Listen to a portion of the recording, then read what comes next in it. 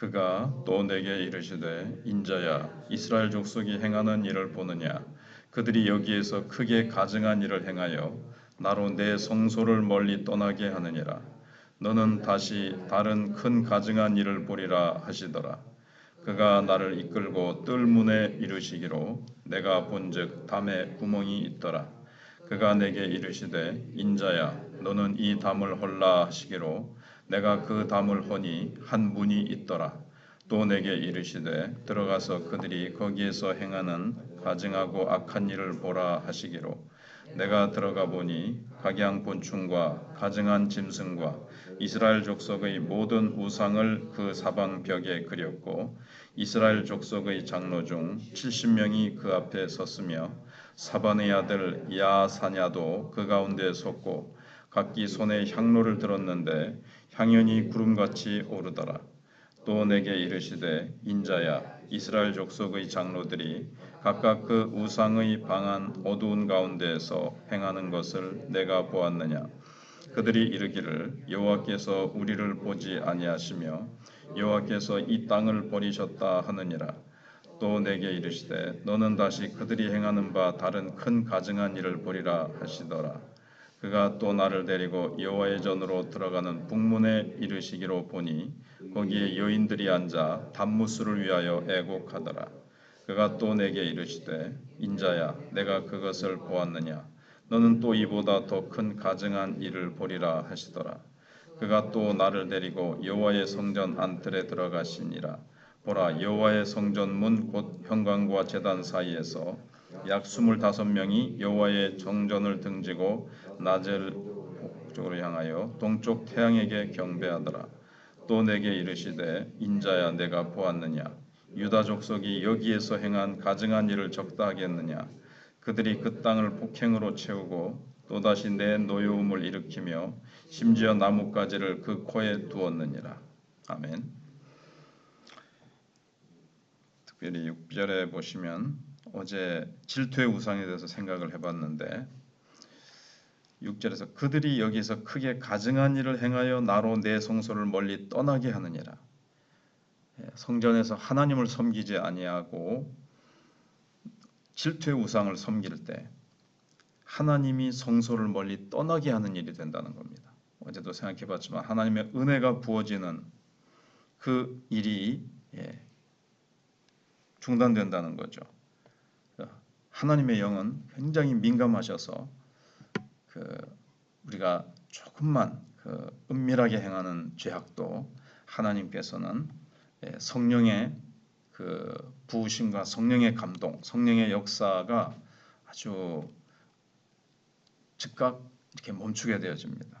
그러고 나서 하나님께서는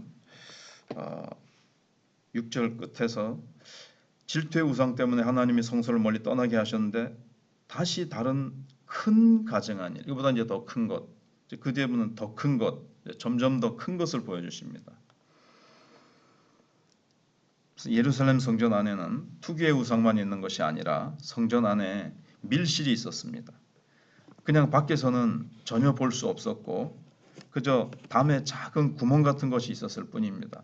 그러나 담을 헐고 보니까 환상 중에 이 담을 헐고 보니까 그 안에 방이 있는데 그 벽에 온갖 벌레의 짐승들의 우상이 다 그려져 있었습니다. 여기에 이스라엘 장로들 대표 70명이 그 밀실에서 우상을 향하여 분향을 하고 있었던 겁니다. 이 분향하는 연기, 이게 원래 이제 기도를 뜻하는 건데 그들은 우상에게 기도한다고 볼 수가 있죠. 연기가 구름같이 막 올라갔다 그랬습니다. 이스라엘 백성들에게 분향이라는 것은 하나님께 드리는 기도고 이스라엘 백성들은 반드시 하나님의 지성소 앞에서 제사장이 분향하고 대속죄일에는 이 분향단을 지성소 안으로 갖고 들어가서 이제 이 분향을 합니다. 그때 백성들은 뜰에서 기도하게 되어 있습니다. 누가복음 1장에서도 그렇게 나오죠. 그러나 이스라엘 장로들이 자기 멋대로 지금 밀실을 만들어 놓고 우상 앞에 분향을 하고 있는데 얼마나 신이 났는지 지독한 연기를 이제 피워놓고 있는 겁니다. 그러니까 이 70인 장로들은 들어올 수 없는 자리에 마음대로 밀실을 만들어 놓고 자기들 멋대로 들어와서 지금 막 향을 피우는 거죠. 이게 대제사장이 피워야 되고 그 대속죄일 날에는 그렇게 제사장이 피워야 되는데 자기네들이 그냥 분향을 하는 겁니다. 그래서 그들은 겉으로는 예루살렘 성전이 겉으로는 멋들어지게 보이고 멋있게 신앙생활을 잘하고 있는 것 같은데 안에 들어가 보니까 우상으로 다 부패하고 썩어 있었던 거죠. 온갖 추잡한 우상을 끌어들여 놓고 있는 겁니다. 근데 그게 밖으로는 보이지 않는 겁니다. 그러니까 내면적으로 몰래 하나님 앞에 은밀하게 짓는 죄악들을 보여주고 있는 겁니다. 그러니까 오늘 하나님께서 보고 계신 것은 사람들의 겉으로 나타난 행동이 아니고 한국교회의 겉으로 나타나는 모습들이 아니라는 거죠. 밀실에서 숨어있는 전혀 다른 모습의 얼굴을 하나님께서 거풀을 벗겨서 보여주고 계시는 겁니다. 많은 사람들 앞에서는 거룩한 얼굴을 하고 있지만 밀실에서는 가장 음탕하고 더러운 모습을 하고 있는 사람들도 많이 있을 것입니다. 작년인가 재작년에도 어느 교단의 총회장이 아주 음란한 일을 5년 동안 하고 있었던 것이 이제 총회에 고발이 됐었는데 그 교단 총회에 그 재판국에 고발이 됐었는데도 그것이 그냥 기각돼 버리죠. 증거가 분명하게 있는데도 불구하고 증거 불충분이라고 기각시켜 버리는데 그건 이제 빙산의 일각이죠. 그 한 사람뿐이겠습니까? 얼마나 많은 교회 지도자들이 어떤 재정이나 또는 이런 성적인 죄나 여러 가지 자기의 그 교권을 가지고 권력 문제를 가지고 은밀하게 밀실에서 이렇게 하자. 뭐 총회를 하기 전에 무슨 일을 결정하기 전에 이렇게 안 좋게 말하면은 파당을 만들어 가지고 파당들끼리 서로 아주 암투를 벌이고 이런 일들이 얼마나 많겠습니까? 한국 교회 같은 경우에 오늘날에는 그래서 모든 사람들이 하나님의 긍휼과 용서를 받으려면 남들이 모르는 이 밀실벽을 다 이제 부숴야 됩니다. 하나님이 성소에 계실 수가 없어서 떠나버리신다 그랬잖아요. 그래서 밀실벽에 그려져 있는 이 벌레나 짐승이나 사람의 그림이 아주 어두컴컴하게 해가지고 싹 그려놓으면 대단하게 보일지 몰라도 담을 부수고 황한 대낮에 태양빛이 딱 비치면 이건 아무것도 아닌 겁니다. 오늘 우리나라가 하나님 앞에서 살기를 원한다면 모든 사람들이 다 이 죄의 밀실을 부숴버려야 됩니다. 물론 교회를 이렇게 보여주고 있지만 요즘 뭐 이태원이니 또 뭐 어디니 가면은 한밤중에 광란의 밤이죠. 마약에 취해가지고 또 무엇은 광란의 춤을 추잖아요. 그러고 나서는 뭐 동성애도 벌어지고 별의별 마약과 술과 투기와 뭐 온갖 것들이 다 벌어지고 있는 그런 방들이 얼마나 많습니까? 그 벽을 부수는 가장 좋은 방법이 이제 하나님의 말씀을 듣는 겁니다. 일단은 교회로 보면 그렇습니다. 불신자도 들어야 되지만 그래서 하나님의 말씀 앞에 나오면 죄의 그 지저분하고 더러운 모든 모습이 다 드러납니다. 그때 우리는 그것을 가지고 하나님 앞에서 부르짖으면서 고쳐달라고 기도를 해야 됩니다. 그러면 죄가 떨어져 나갑니다. 그리고 난 후에는 이 세상 부귀영화, 뭐 돈보다도 죄를 짓지 않고 사는 길을 택해야 되고 이 세상에서 조금 못나고 무능해지지 보일지라도 죄를 짓지 않는 것이 돈 많이 벌고 유명하고 죄 짓는 것보다 훨씬 낫습니다. 여기 보면 밀실에서 분향하는 70인이 모두 유명한 사람들인데 그 중에 한 사람의 이름이 대표적으로 나오죠. 사반의 아들 야사냐였습니다. 그들은 하나님께 성전뜰에서 부르짖는 일을 해야 되는데 숨어서 죄 짓는데 그들의 온 정력을 다 쏟고 있습니다. 그러니까 이들의 양심이 얼마나 묻어졌겠으며 얼마나 더러워져 있겠습니까? 오늘 하나님 앞에서 참 겉으로 드러난 거룩한 모습의 그 얼굴 꼬풀을 다 이제 벗기고 죄의 밀실이 생기려고 하는 사람이 있거나 또는 이미 죄의 밀실이 생긴 사람이 또 있을 겁니다. 한국교회 안에. 그래서 이러한 사람이 있다면 오늘 하나님 앞에서 다 부숴버리고 다 꼬풀을 벗겨버리고 사람들 앞에 거룩한 모습으로 드러내고 있는 그 꼬풀을 드러내고 정말 내 안에 신앙의 양심, 이런 양심들이 얼마나 하나님 앞에서 더러워지지 있지 않는지 이런 것들을 이제 살펴봐야 되는 거죠. 8장 12절에서는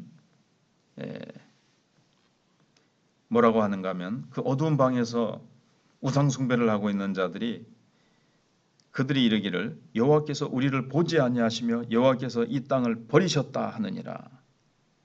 이거는 우리가 우상을 섬기면 하나님도 우리를 버리시기 때문에 하나님에 대해서는 신경 쓸 필요가 없다. 하나님 우리를 버리시고 나면 하나님 그러니까 떠나시고 하나님이 우리를 상관 안 하시면 우리는 우리 마음대로 뭐든지 할 수 있으니까 하나님 그 말씀에 우리가 얽매여서 뭐 하고 안 하고 이런 막 귀찮다고 생각을 하는 거죠. 하나님의 언약의 법을 무시하고 헐헐 벗어버리고 우리가 하고 싶은 대로 마음대로 한번 살아보자 이런 뜻입니다. 그러나 하나님은 결코 이스라엘을 버리지 아니하십니다. 14절에서 그가 또 나를 데리고 여호와의 전으로 들어가는 북문의 이식으로 보니 거기에 여인들이 앉아 단무스를 위하여 애곡하더라. 다음 장면을 또 보여주세요. 계속 보여주시는 이유는 이러한 죄를 버리고 이들을 하나님께서 연단하셔서 하나님 결코 버리지 아니하시고 그들 가운데 남은 자를 또 남겨두셔서 그들을 통해서 하나님은 또 새 일을 행하시는 거죠. 일단은 여기 14절인 대로 단무스가 나오는데 단무스는 바벨론의 바알입니다. 단무스는 1년에 한 번씩 땅속에 들어가서 죽는다고 보는 거예요. 바벨론의 바알이라는 자기들이 다 만들어낸 거죠.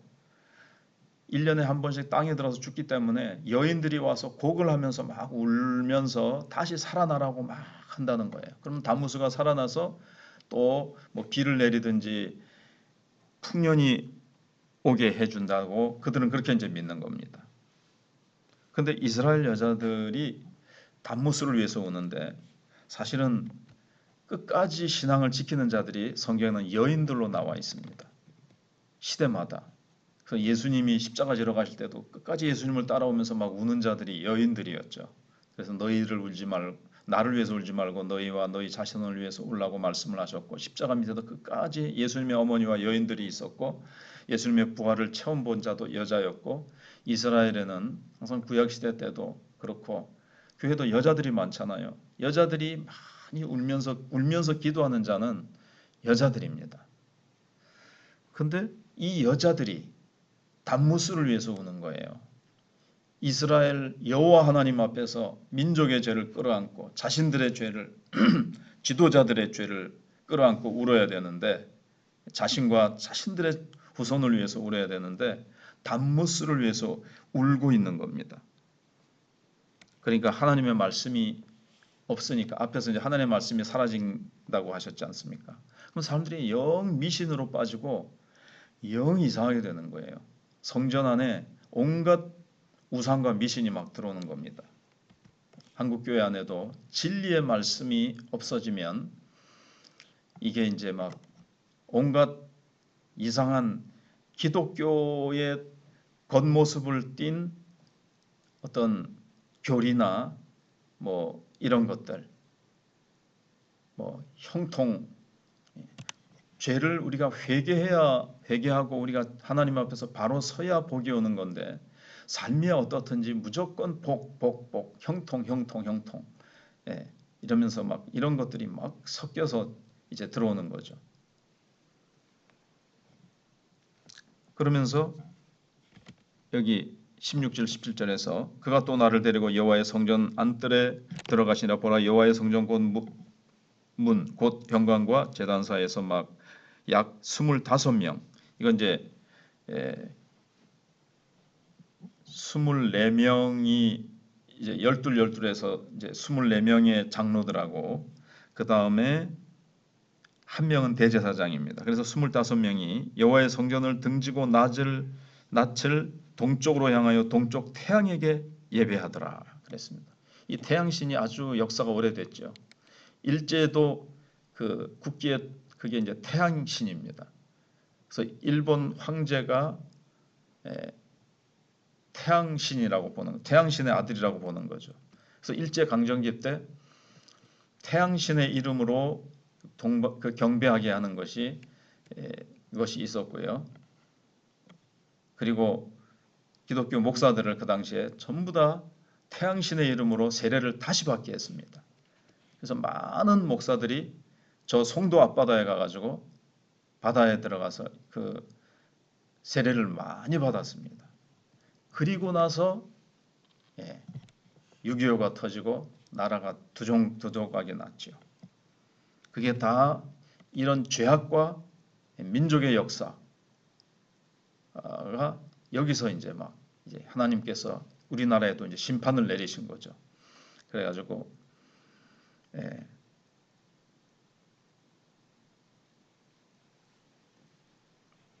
그게 일제시대 때 그게 뭐죠? 우리 그 교단이 많이 반대했던 갑자기 새벽이라서 신사참배, 그게 이제 태양신이거든요. 신사참배를 하게 하고 태양신의 이름으로 세례를 목사들이 받게 하고 태양신에게 경배하게 하는 겁니다. 근데 많은 목사들이 그렇게 했어요. 그래서 한경직 목사님도 신사참배를 하고 나중에 종교에서는 템플턴 산인가 그 상을 받을 때 자기가 신사참배했던 사람이라고 이제 고백을 하면서 이제 하죠. 근데 회개하는 말은 하지 않았습니다. 이렇게 24 반열의 대표와 대제사장 25명이 이렇게 태양신을 향해서 성전 안에서 경배를 하는 겁니다. 이렇게 돼서 이제 예루살렘은 바벨론에 의해서 파괴되어지고 하나님께서 그들을 바벨론에 포로되어 가게 일부는 포로되어 가게 하시고 나머지는 다 그들에게 죽음을 당하게 되어집니다. 아주 비참하게 되어지죠. 이것은 예루살렘이 망하는 것은 바벨론 때문이 아니라 자기 자신들의 탐욕과 위선 때문이었습니다. 그래서 하나님이 담을 허무시고 그 안에 있는 그것을 보여주기 위해서 거풀을 다 벗겨내시니까 이렇게 우상과 온갖 탐욕과 그들 안에 있는 치부를 하나님께서 다 드러내셨습니다. 오늘 한국 교회 안에 또 우리는 개인적으로 우리 안에 생기려고 하는 세상 욕심과 우리 속에 생기려고 하는 온갖 하나님께서 기뻐하시지 않는 것들이 무엇인지를 성령께서 보여주셔서 이런 것들을 우리가 먼저 회개하고 또 많은 성도들이 하나님 앞에서 울고 여성도들이 앉아서 하나님 앞에서 기도의 눈물을 흘리고 눈물의 기도를 하고 그래서 우리가 회복되도록 기도해야 될 때입니다. 그렇지 않을 때 하나님께서 유교를 통해서 그 동양의 예루살렘이라고 불리우던 평양선에서 잘못된 우상 숭배와 세상 탐욕으로 가득 찼을 때 북한이 복음을 남쪽에 전해주지 않고 복음 전도에 게으르고 그들이 하나님 주신 축복 속에서 물질의 탐욕과 세상의 탐욕으로 빠져버렸을 때 하나님께서 그 땅이 공산화돼 버리고 말았는데 참 우리가 다시 회개하고 다시 더 이상의 동족상잔의 비극이라든가 지금 왜 이 나라가 독재주의로 나가고 있고 왜 삼권 분립이 지금 하나로 뭉쳐지면서 지금 전체주의 국가가 되어지고 있고 법을 이대로 계속 몰고 간다면 다수당이 이렇게 해나간다면 소수차별법도 얼마든지 통과시킬 수 있는 이러한 위기의 때에 정말 한국교회는 하나님 앞에서 회개하고 하나님만 섬기고 왔다고 우리가 세상의 탐욕과 잘못된 것에 빠져 있는 것들을 철저하게 회개하고 기도해야 될 때인